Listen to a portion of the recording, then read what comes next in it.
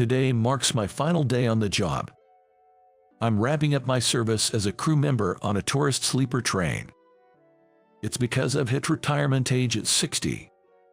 There were tough times after joining this company right out of junior high, but before I knew it, I had put in the years all the way to 60.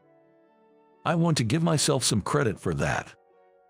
Sorry to keep you waiting, Catherine. The one relaxing in the guest room is Catherine, the owner of a long-standing inn.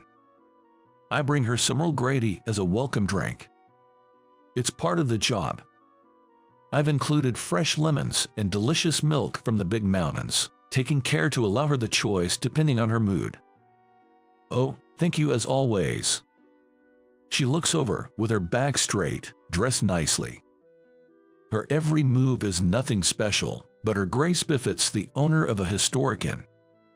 It's not just her features that are beautiful. There's a sort of dignity about her, something that can't be chalked up to mere appearance. One couldn't carry a nice dress like that without it. It seems her mood today is for lemony. She squeezes a lemon and cleans her fingers with a napkin. If you'll excuse me. As usual, I bow politely and leave the guest room. Having regulars like Catherine certainly lifts the spirits. But the thought that today is the last time fills me with sadness. I gaze out at the scenery of the mountains in the train window, trying to imprint it in my memory. A rush of emotions wells up, and my vision blurs with tears. No, I mustn't. I'm still on duty. I straighten up and continue down the corridor. It was tough to walk through a moving train when I started, but I've spent more time here than in my own room, and now I could do it with my eyes closed. I make my way to the next guest room, familiar with every inch of these carriages. Excuse me. Ah, it's you. The sight of me makes him twist his face and sigh. He's Bob.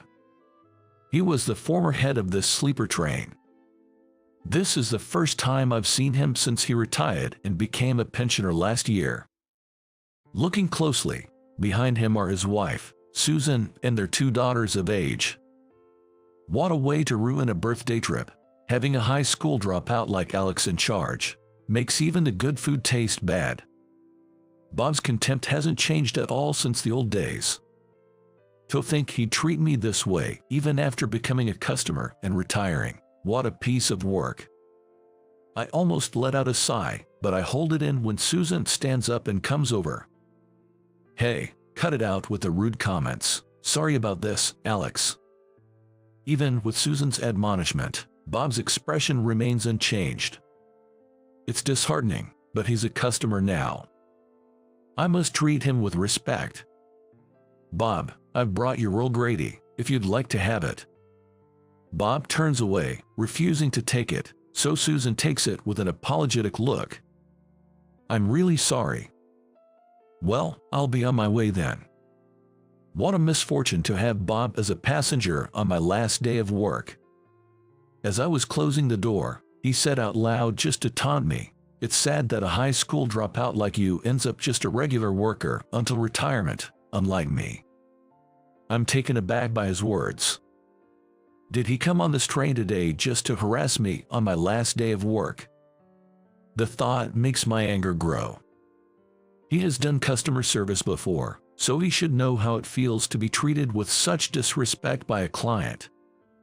If he's doing this on purpose, what a nasty person he must be. Don't say things like that anymore. It's rude. Cut it out.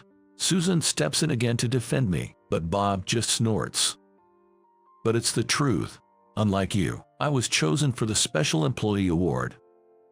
Our company has a system where those with excellent performance are recognized at retirement. If you get the award, you receive a larger retirement bonus. Bob was recognized at his retirement, and I remember him boasting loudly about it to everyone on his last day. Sure, I never got promoted, but I didn't envy him for his award. Even if I told him that, he'd probably think I was just being sour. While thinking all this, I quietly closed the door. Each time I visited the department head's family room to explain the tourist spots, Susan was the one who dealt with it. Thank you for all the help you gave my husband until last year. No, we're the ones who should be thanking you. But to be honest, I don't remember being much helped at all. Bob, who had been sulking in silence, seized the opportunity to chime in. That's right, Susan, it was me who took care of him. When this guy started, he couldn't even do the simplest tasks that a kid could do, and I had a tough time training him up to the level of an average. I'd like some appreciation for that. Indeed, when I first joined, I was young and inexperienced and couldn't do much. But the person who really took the time to train me wasn't Bob, it was another supervisor. It irks me that he claims all the credit as if he alone was responsible, which is a disservice to another supervisor, but I get the feeling that making a scene would only play into his hands, so I bite my tongue. Well, I guess being a regular employee until the end means you weren't the sharpest tool in the shed. Not much schooling with just a high school diploma, huh? I know he just wants to boast. I don't really care about that anymore, but he's speaking so loudly that other guests can hear him. This conversation is not pleasant for anyone to overhear, let alone understand. It might ruin the experience for guests who are here to enjoy their journey. I apologize profusely and leave the room. Then, I get a call from another employee. Catherine is asking for you. Understood. Wondering what it could be, I head to where Catherine is enjoying the breeze on the terrace. Catherine, what can I do for you? Oh, Alex, it's about breakfast tomorrow. Could we have something light? I have a luncheon where I'll be eating a lot. Certainly. How about focaccia and minestrone? That sounds lovely.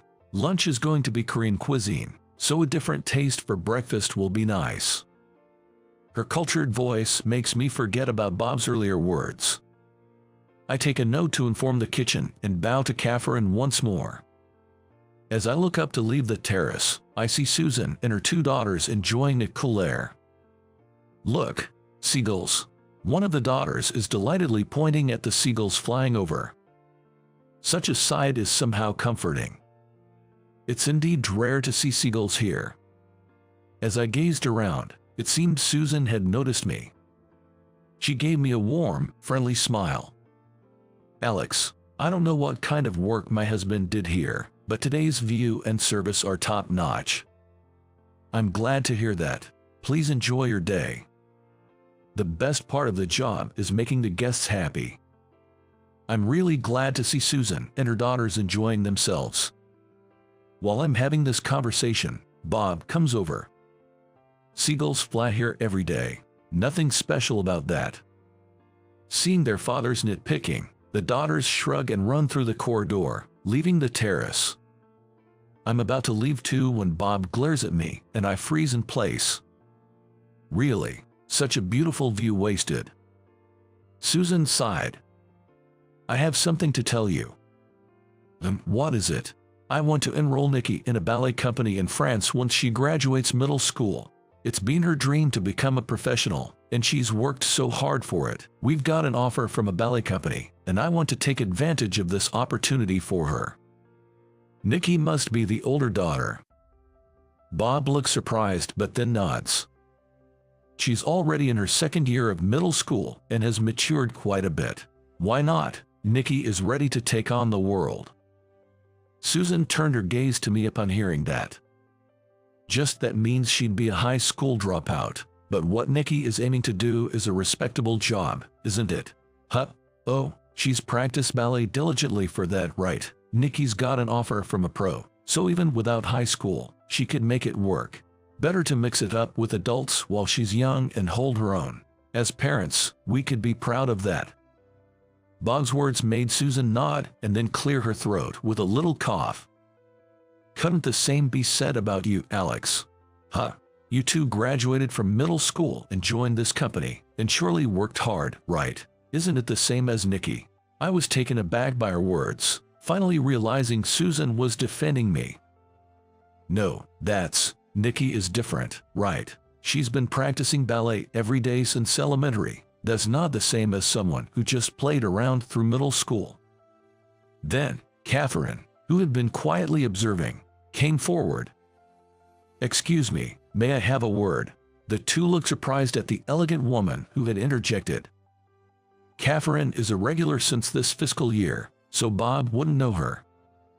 "And you are just a regular customer who loves this train. I've been overhearing your conversation. May I join in for a moment?" She took out her business card and handed it to Bob. Bob looked at it with obvious suspicion, but Catherine, unbothered by his gaze, began to speak. "I use this train when I can get away from mine. It's been a year, so I've had many talks with Alex."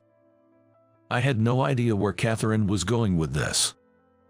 As I listened quietly, her previously calm face became stern. "I'd like you to correct what you said earlier about Alex playing around until middle school. He was diligent in his studies and wanted a career in hospitality but had to work after a fire at home.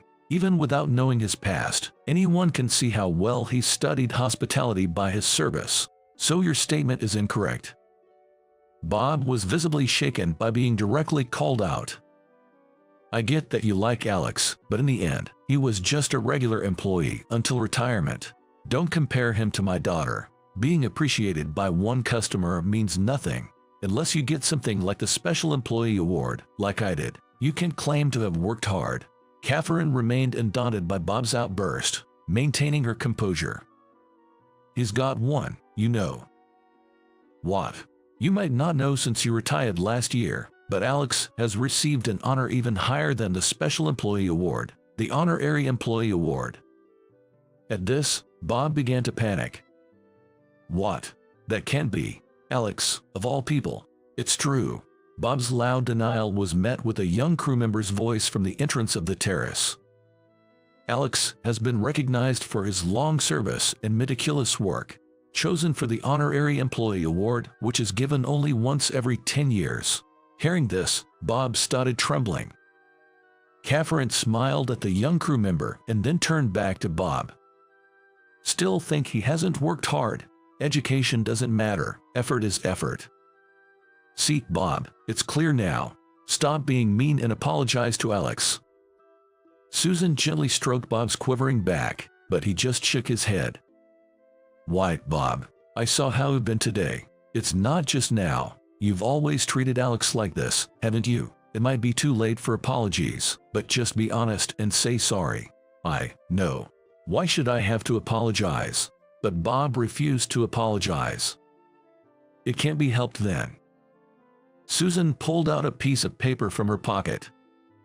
"We're getting a divorce. I can keep living with someone like you. I was going to bring it up after this trip, but I can't bear it anymore." The paper she pulled out was a divorce form. "Don't say that. Don't do this to me." Bob collapsed to his knees, clinging to Susan's feet.